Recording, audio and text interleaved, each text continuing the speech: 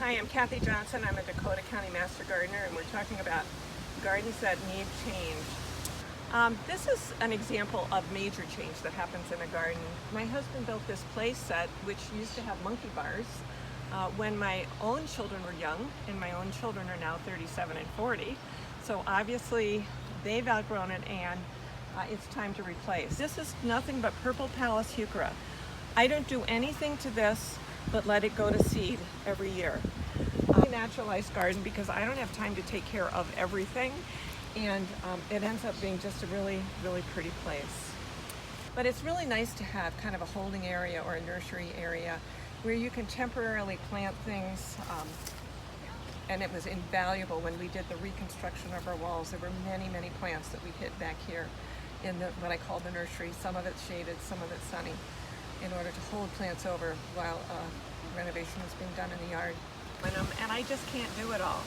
So I hope to bring the edging right along here, and we'll just put grass here and have another section, take out a section and just not mow it anymore. Even though it's small, I'm going to put all natives in this little corner just to have a little accent for my sky chair area. I already have some Russian sage, I already have some monarda. I'll put other pollinator plants here. Very, very small scale. Maybe a native grass house. We had a propane tank for our energy source, and my propane tank set right here. Well, we now have natural gas heating, and everything's underground. So this became a garden.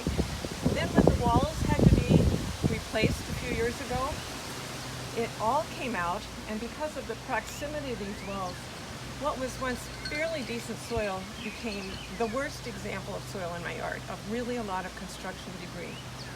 So I've tried to plant natives in here. I've tried to plant things that I can add compost to and hope they work. I can see on this very hot day that my Joe Pye weed is really wilting, but hopefully it will look like that one. Look at the difference. This one gets a little bit more light than that one does. Planted at the same time, and yet you can really see, and this was just moved here this year in the spring from my holding garden in the back. But you can see that this one is, which gets a little bit less sun, is withstanding today's heat a little bit better.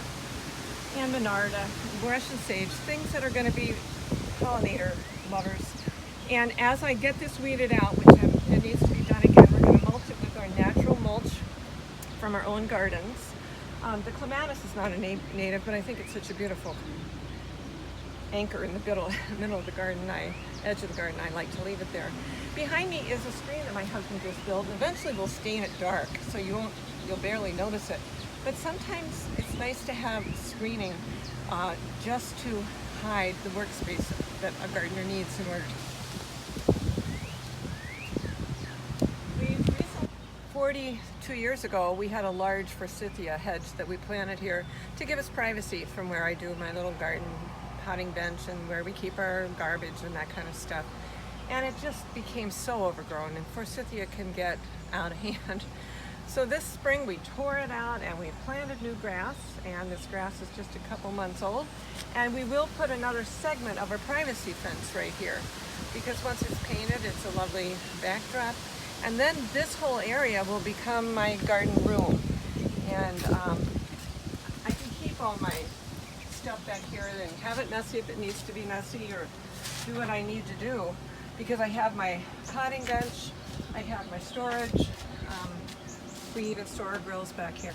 And I've lived in this property for 42 years, and I'm talking about how gardens change, and the gardeners have to adapt to the new conditions that evolve over 42 years of growth, and how gardeners change. I can't do what I used to do 42 years ago either, so that's driven a lot of the changes.